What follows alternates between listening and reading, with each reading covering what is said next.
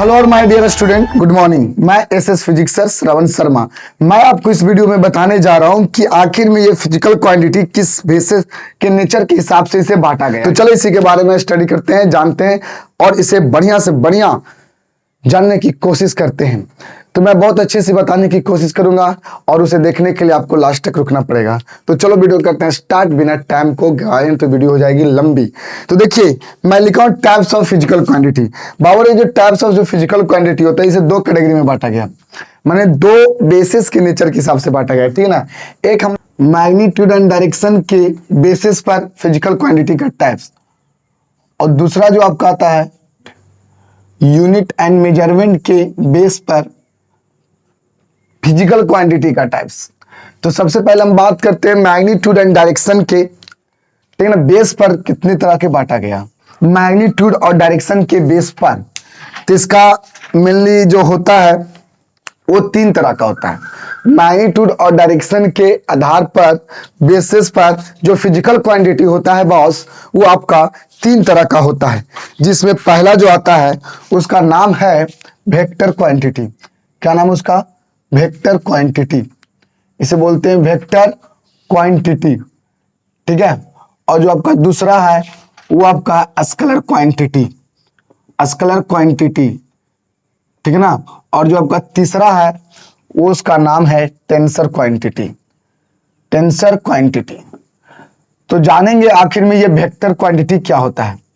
तो ध्यान से समझना कि ये वेक्टर क्वांटिटी क्या होता है। तो देखो जो वेक्टर जो क्वांटिटी होता है बाबू, वो एक इस ऐसे फिजिकल क्वांटिटी को कहा जाता है जिसके पास तीन चीज होना बहुत जरूरी है। वेक्टर क्वांटिटी को डिफाइन करने के लिए आपको तीन चीज याद रखना पड़ेगा, यानी कि एक पहली वो चीज जो वेक्टर ऑफ एडिशन को पालन करे, ठीक है ना। दूसरी उसके पास मैग्नीट्यूड हो और तीसरी उसके पास डायरेक्शन हो। सबसे पहले मैं लिखता हूं जो वेक्टर लॉ ऑफ एडिशन को पालन करे, यानी कि इसमें तीन चीज याद रखना पड़ेगा आपको। पहली बात तो ये याद रखना पड़ेगा वेक्टर को डिफाइन होने के लिए जो ओबे करे, obeys vector law of addition, obeys vector law of addition. जो वेक्टर लॉ ऑफ एडिशन को ओबे करे वो एक वेक्टर क्वांटिटी होगी, ठीक है ना, जिसके पास मैग्नीट्यूड हो, ठीक है ना, विच हैज, ठीक है ना, direction and magnitude, direction and magnitude. ये तीन चीज इसके पास है तो समझ जाना वो वेक्टर क्वांटिटी है, ठीक है ना। एक आपके पास वेक्टर लॉ ऑफ एडिशन का पालन होना चाहिए, अगला है डायरेक्शन एंड मैग्नीट्यूड। सर ये वेक्टर लॉ ऑफ एडिशन क्या होता है? वेक्टर लॉ ऑफ एडिशन तो आपको कहूं तो मोशन इन प्लेन में जब काइनेमेटिक्स पढ़ाया जाएगा 1D 2D 3D, 1D और 2D, तो 2D में आपको स्पेशल वेक्टर एक प्रकार का पढ़ाया जाता है, ठीक है। मानो तो एक चैप्टर ही है, तो उसमें आपको बताया जाएगा बढ़िया से विस्तार से, लेकिन फिर भी यह समझने के लिए मैं आपको बताऊंगा कि ये वेक्टर लॉ ऑफ एडिशन क्या है, ठीक है ना, और ये किस तरह से है। तो वेक्टर क्वांटिटी में आपको तीन चीजें रखना बहुत जरूरी है, एक vector law of addition, direction and magnitude. चलिए तो इसका एग्जांपल देखते हैं, फिर इसके बाद विस्तार से समझते हैं। देखिए जो इसके एग्जांपल है वेक्टर क्वांटिटी के वो बहुत सारा है, इसकी कोई फिक्स नहीं है जी। इसमें पहला नंबर पर मैं आपको लिख के बताता हूं, जैसे में डिस्प्लेसमेंट, डिस्प्लेसमेंट हो गया, ठीक है ना, वेट हो गया, ठीक है ना, इसी प्रकार से वेलोसिटी होगी, और बताऊं एक्सेलरेशन हो गया, और बताऊं टॉर्क हो गया, और बताऊं मोमेंटम हो गया, और बताऊं इलेक्ट्रिक फील्ड हो गई, और बताऊं मैग्नेटिक फील्ड हो गई, मैग्नेटिक फील्ड हो गई। कितना चाहिए बाबू? बहुत सारे होते हैं, ETC लिखता हूं। वेक्टर क्वांटिटी बहुत तरह के हैं, फोर्स भी हो गया, ठीक है ना। सर आप इस सब को वेक्टर क्वांटिटी कैसे कह सकते हो? आप डिफिनेशन लिख दिया, एग्जांपल दे दिया, हो गया, फिल तो हो ही नहीं किया। मैं आपको फिल कराता हूं कि ये वेक्टर क्वांटिटी है कैसे।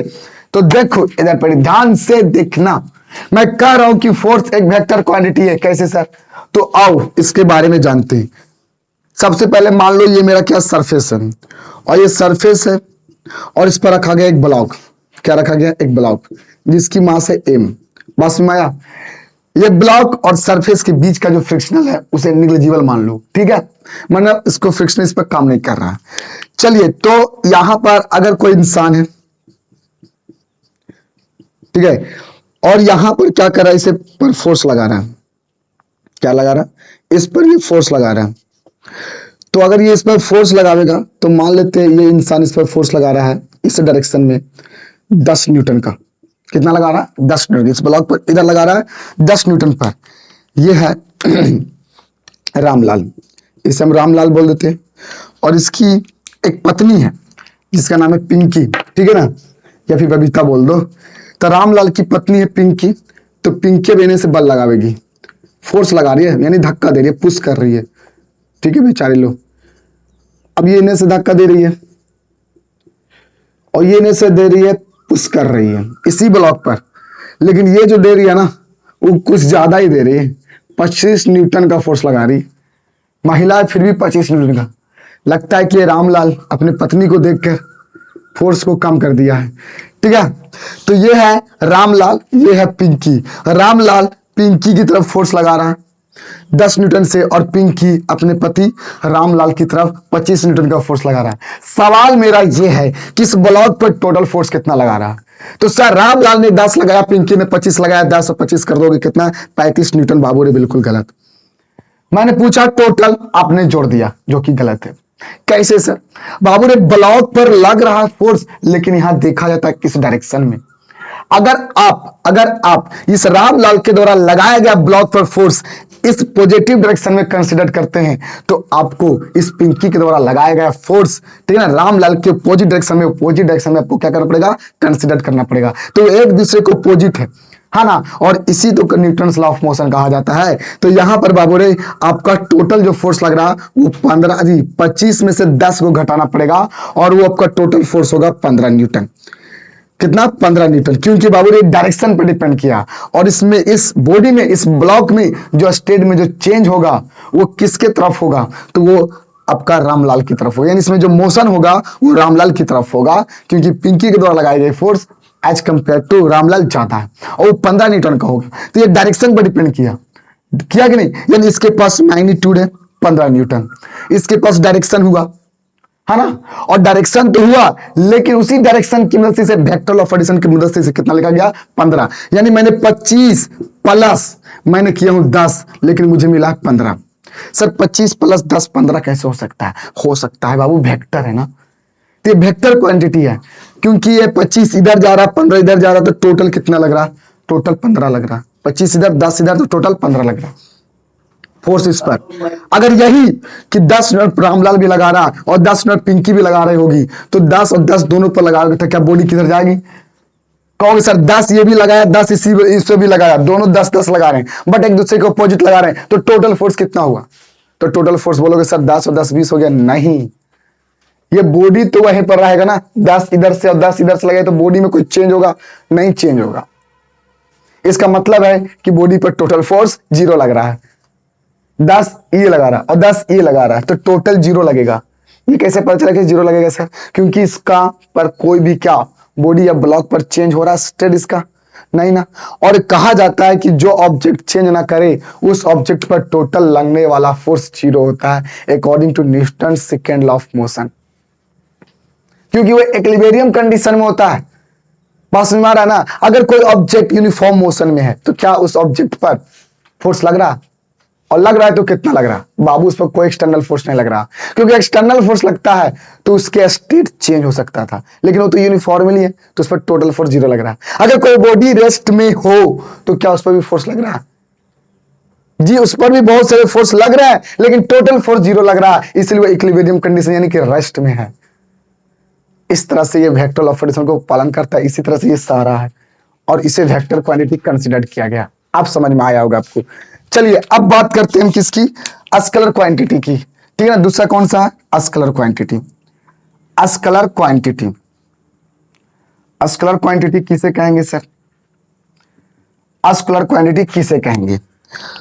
तो अस्कलर क्वांटिटी हम किसको कहेंगे?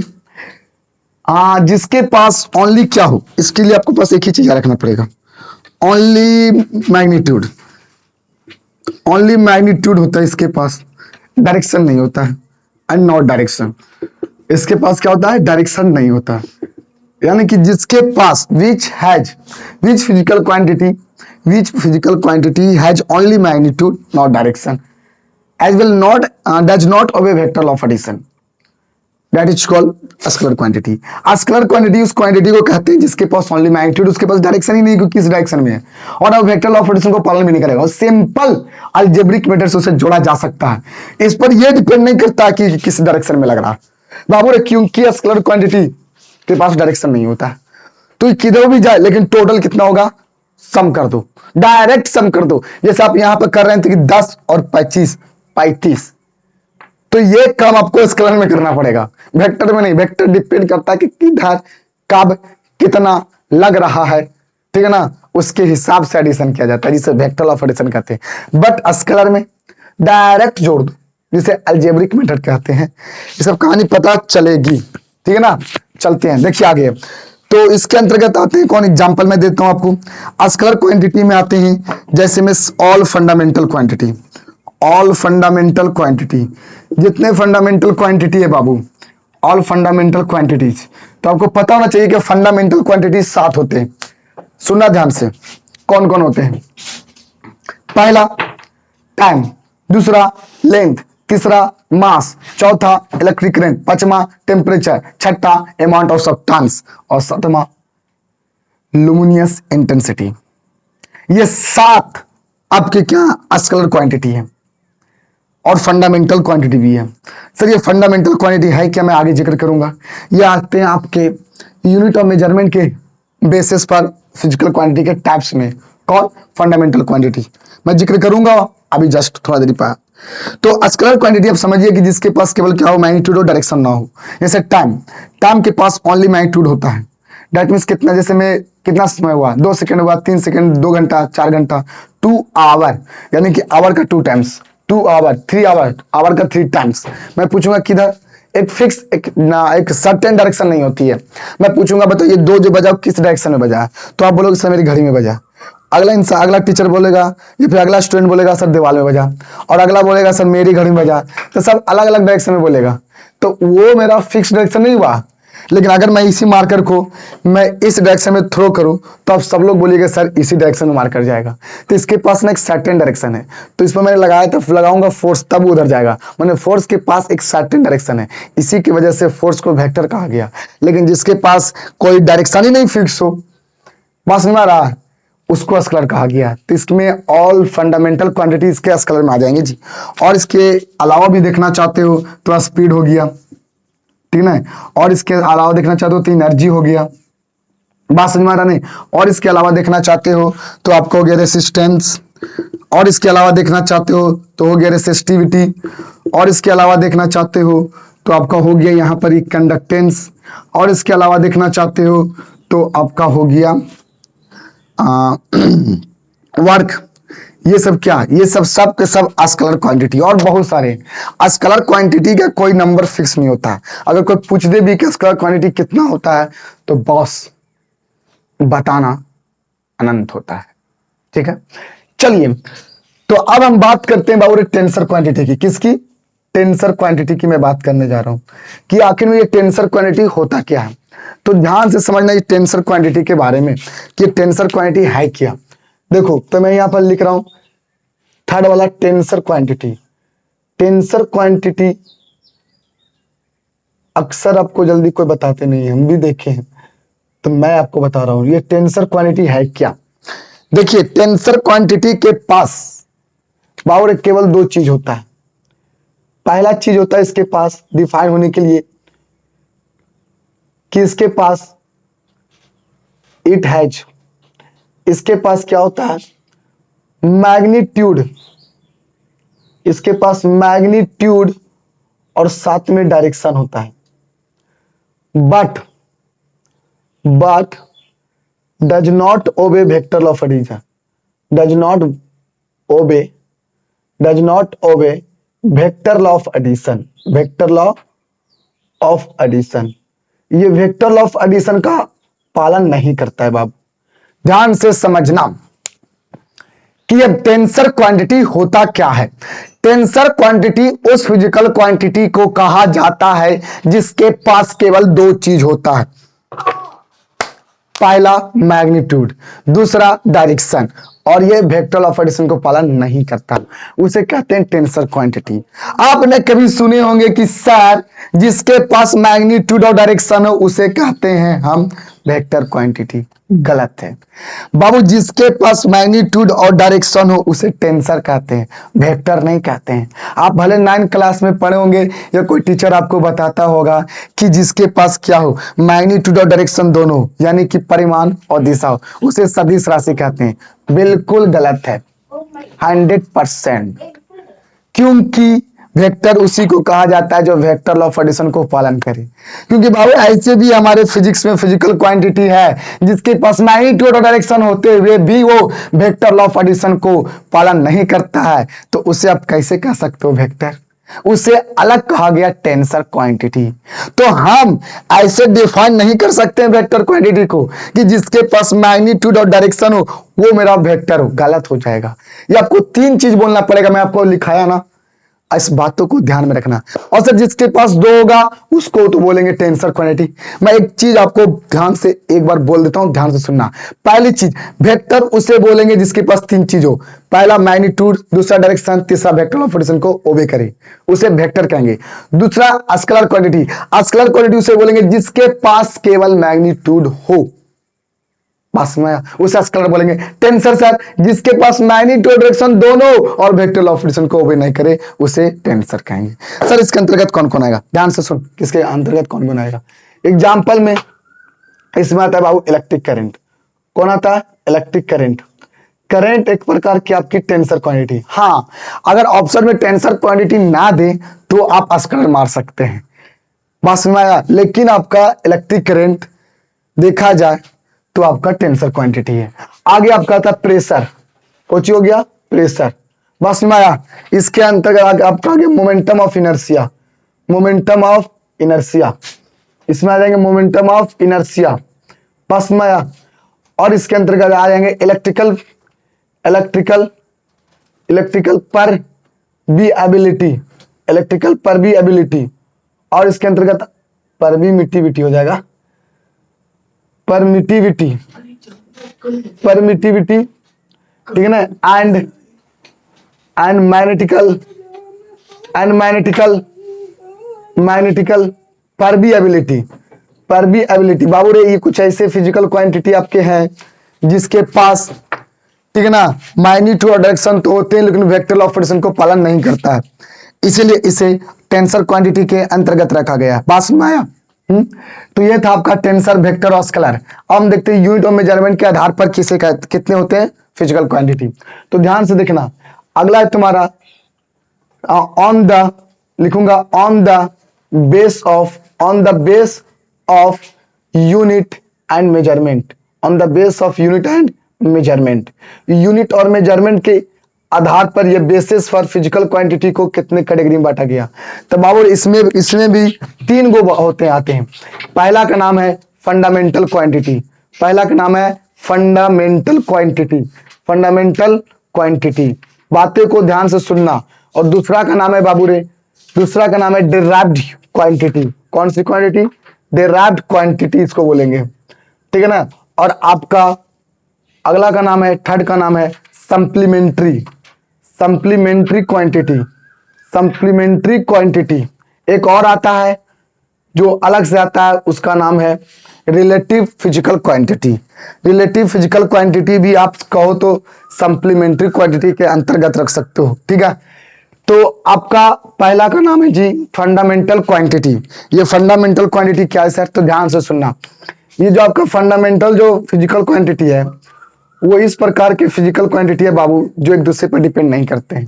Fundamental quantity, sir fundamental quantity किसे कहेंगे?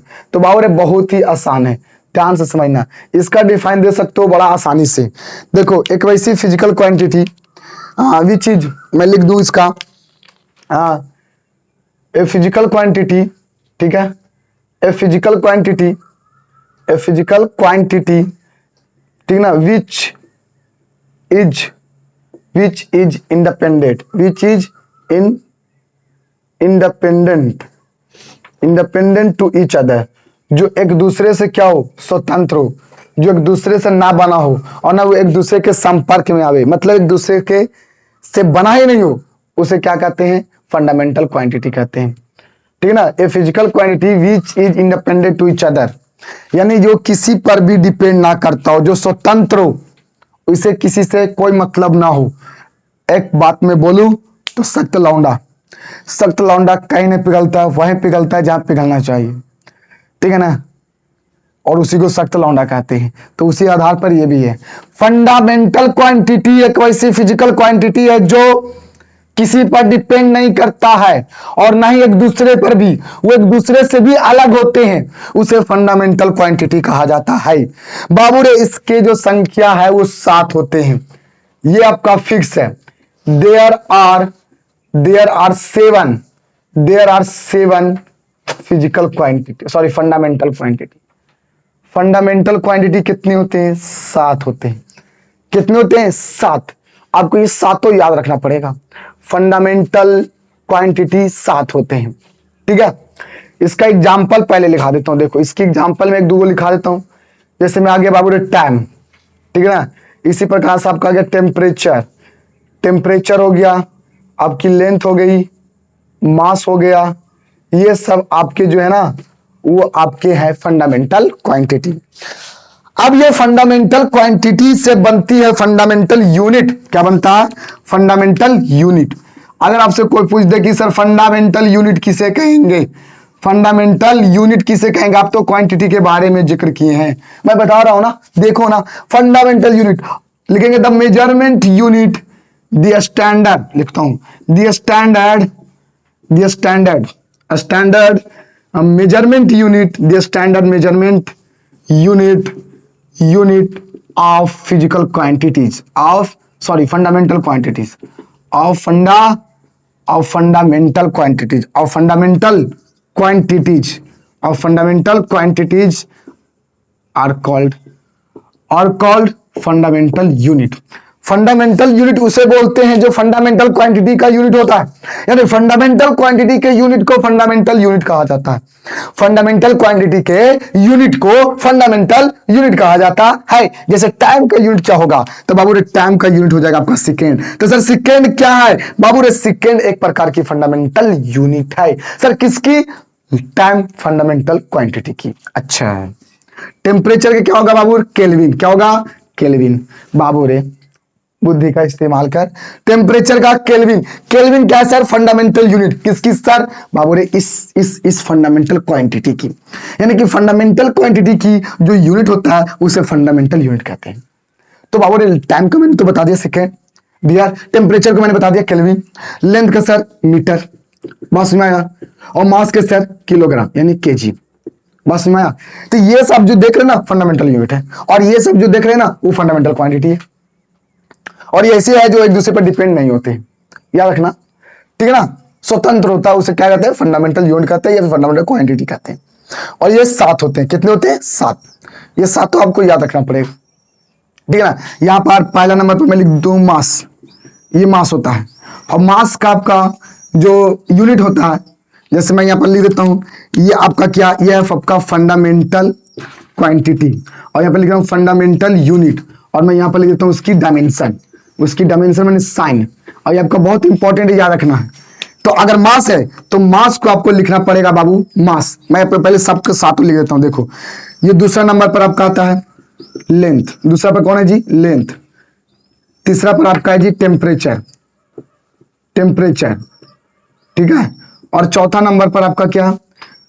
चौथा नंबर पर आपका हो गया टाइम। क्या हो गया? टाइम। पांचवा नंबर पर हो गया करंट, इलेक्ट्रिक करंट पूरा नाम। छठा नंबर पर हो गया अमाउंट ऑफ सब्सटेंस।